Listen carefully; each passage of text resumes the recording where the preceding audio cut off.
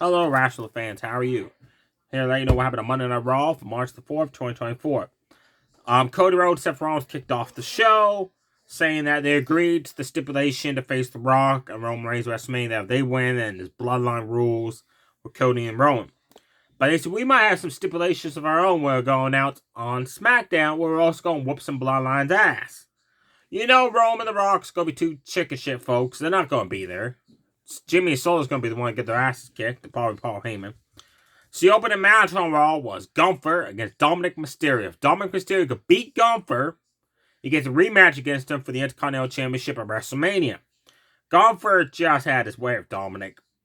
Power bombs, clotheslines, like a dozen chops. Dominic, with JD Maduga ringside, Dominic did drop kick him across the back, send him outside, jumped off the top rope, flattened the champion outside, did deliver the 619. But then he went for the frog splash. Gunther moved out of the way. Drop kicked him into the corner.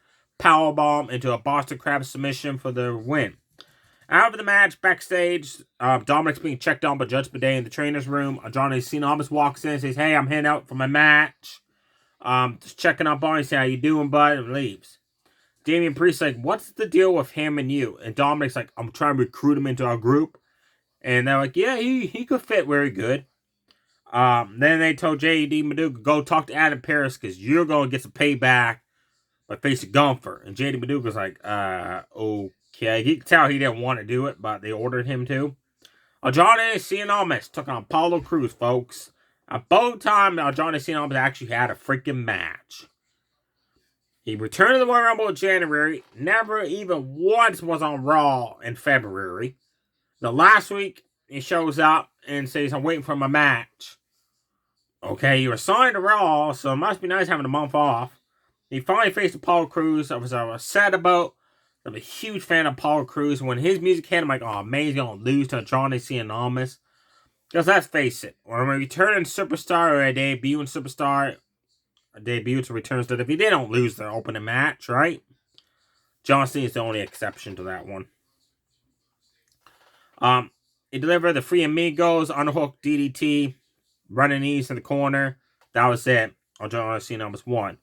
I do got mad, being off TV as he was, hardly ever being wrestled in AEW.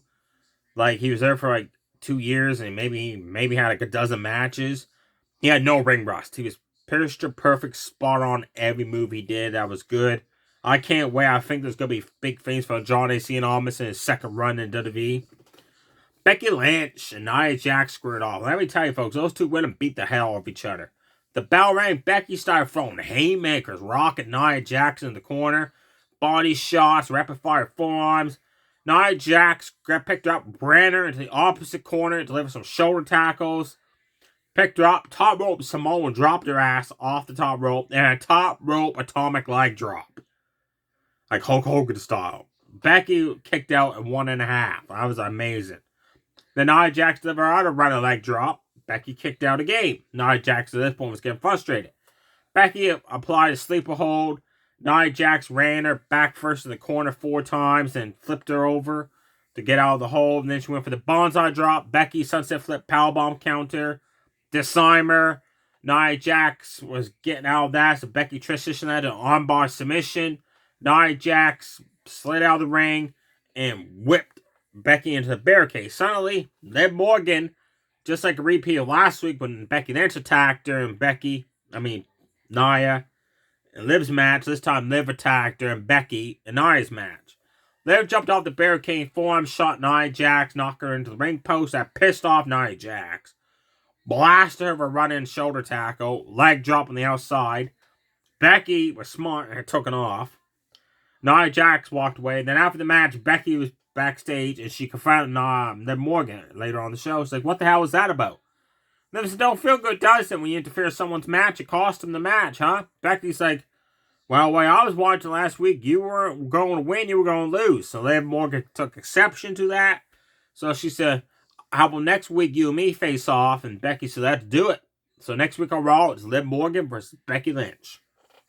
Shayna Baszler and Zoe Starks took on the team of Kane and Carter Katana Chance. Damage Control came out ringside. This was a fast match, like these one of them tag matches have been. Zoe placed Katie Carter on the ropes. Shayna Baszler delivered a running knee across the back. Then Katie Carter could take a chance to deliver a double team Spanish fly on Zoe Starks. Not a double team superplex. Mark Hope. Double team Spanish fly. Pat McAfee corrected them. Then they matched up on the double team finisher with the neck breaker 450 splash. They matched up on it. They repositioned themselves. Delivered that move right fast. Then Shayna Baszler pole could take a chance to the outside. Zoe Starks rolled up Katie Carter for the 1-2-3 to steal the win. After the match, Damage Control, who was watching it at the announce table, got in the ring and said, for months we heard you guys bitching and complaining about not having an opportunity against us. So next week, once we beat Audi Valkyrie at Texie Pexie on NXT Roadblock tomorrow night, we'll come back to Raw and give you guys your long-awaited Women's Tag Team title match. So yes, Shayna Baszler and Zoe Starks are finally getting the opportunity of the tag team titles about goddamn time, folks. And that match next week, that is not going to be a fast match against Asuka and Kairi Shane, unless it's all the Valkyrie Texie Pexie. They could change that. They could win tomorrow night on Roadblock. Mess the whole match up, right? Change it up. Even though that still won't be a fast opponent for Shayna and Zoe to beat right quickly. Shayna, I did love what she said. She said it's about damn time. Then they left. One thing in this match that was not only was it fast, which sucked, but Pat McAfee tried to be like Road Dogg. Here's why. Road Dogg on main event last week when he was watching Arvar and Apollo Crews face off. Sarah Logan's ass was basically in his face as she was perched on top. They announced table. Road Dogg said, I love the view. Pat McAfee said the exact same thing when Damage Control was sitting on the announce table watching this match. Pat McAfee, don't copy Road Dogg, man. Road Dogg whoop you. He may be old, but he'll whoop your ass, Pat McAfee. Because Road Dogg is one guy you don't want to mess with. Plus, he's got DX backing him up. You know, he can just get on that phone call Billy Gunn, X-Pac, Triple H up, and they'll whoop your ass, Pat McAfee. Shawn Michaels give you some sweet chin music. Do not copy what Road Dogg says in commentary, Pat McAfee. Road Dogg gonna slap you, stomp you dry, like Stone Cold Steve Austin would do. I'll take you to the doghouse, boy. Judgment Day, Finn Balor and Damian Priest took on Ludwig and Da Vinci of Imperium non-title. Great match these teams put on. Balor applied a domino stretch to Ludwig. Ludwig flipped him over. Jump up his gear kick, knocked down Damian Priest on the outside. Tagged in Da Vinci. Da Vinci started running. I don't think he's going to do that cross body he does, right? Damian Priest smoked his ass of a clothesline. Da Vinci did deliver one hell of a powerful body slam on the Finn Balor. That delivered a massive clothesline of his own to Balor. Tagged out. Ludwig got in, running, kicked Balor right in the face. They worked on him for quite a bit. The Finn Balor started hitting the sling blades, the running drop kicks to the corner, payday kick, tagged out. Damian Priest got in. Paid dirt on Ludwig, flapjack on Da Vinci, placed both guys in opposite corners, repeatedly running, delivered running forearm shots and elbows on them. Finn Balor had the match won, I thought, with the coup de grace, but Ludwig knocked him off the top rope. Da Vinci then hit a power slam, but Finn Balor kicked out the nick of time. Damian delivered the tagged in, cleaned house again. Hit a running. Da Vinci was going for that running crossbody again. Damian Priest countered this time with a sit-down choke slam for the 1-2-3. After the match, Adam Pearce came out and said there's going to be an Intercontinental title match at WrestleMania. That he's gone up and down the roster. And 6 guys are going to compete next week on Raw in a gauntlet match. Where 2 guys start off, 1 guy's eliminated, somebody else enters. The winner of that match goes on to face Gunther at WrestleMania for the Intercontinental Championship. Now, I like that because everybody online is saying we want the ladder match. That's a typical WrestleMania match. Change it up. The elimination match would be cool, but hey, I'm still happy they're changing it. And it's not going to be an Intercontinental Championship ladder match. It's going to be one-on-one unless they have no winner of the gauntlet match or something stupid like that. Ricochet's in it, which makes no sense because he hasn't wrestled since like SummerSlam last year.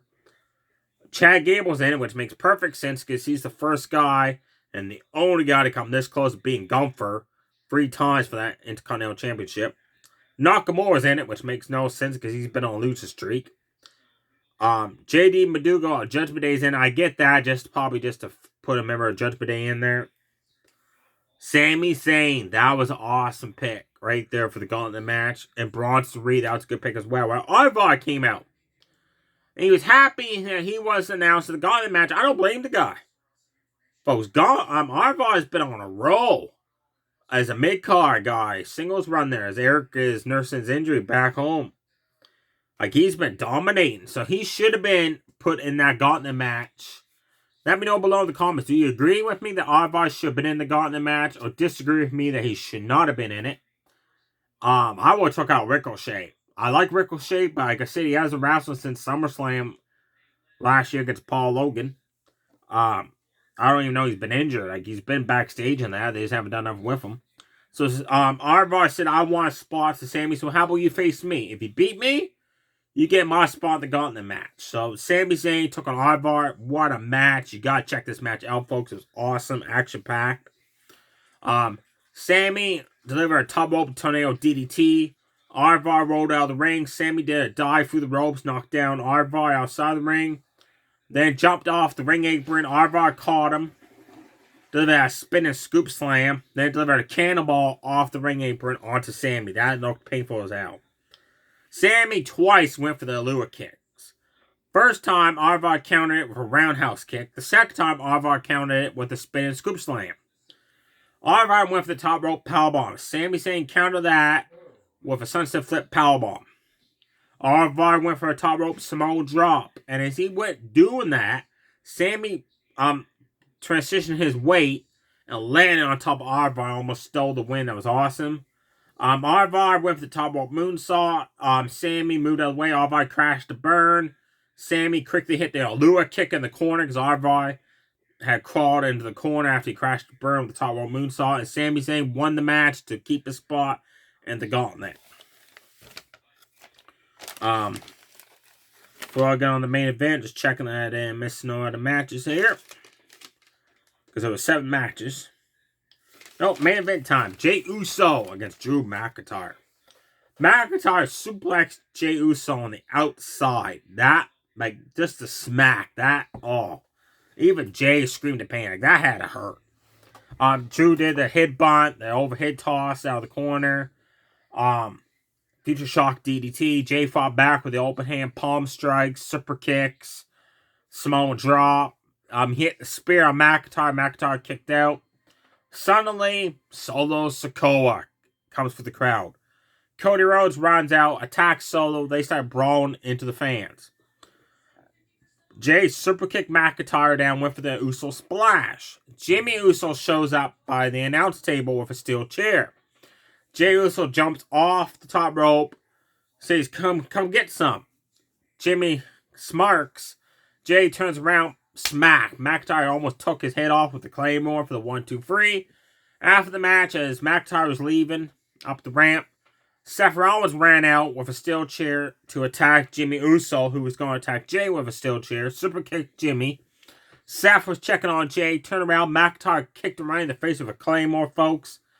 Grabbed a hold of that World Championship and picked up Seth Rollins. Says, you should be focusing on me and our title match at WrestleMania, not the Bloodline. And he said, for your answer last week, no, I will not help you against the Bloodline. Then he left. I'm loving this feud where McIntyre and Seth Rollins and then Seth and the Bloodline. Honestly, McIntyre has got beef with the Bloodline, but he's a heel now, right? So it makes sense for him not helping them. Jay's going to help him out. So they announced it's going to be Jey versus Jimmy at WrestleMania, like a no disqualification, no holds bar match. At night 1 or night 2, they have to decide which matches happen and what matches, what shows, except we do know that The Rock and Roman, Cody, and Seth will be on night 1 of WrestleMania unless they change it between now and the 5 weeks. There you have it, folks. Next week on Raw is the Gauntlet match. You got the Women's Tag Team title match and Becky versus Liv Morgan. I hope it's Chad Gable or Sami Zayn that wins the Gauntlet match to go on to challenge Gunther. Who do you like to see?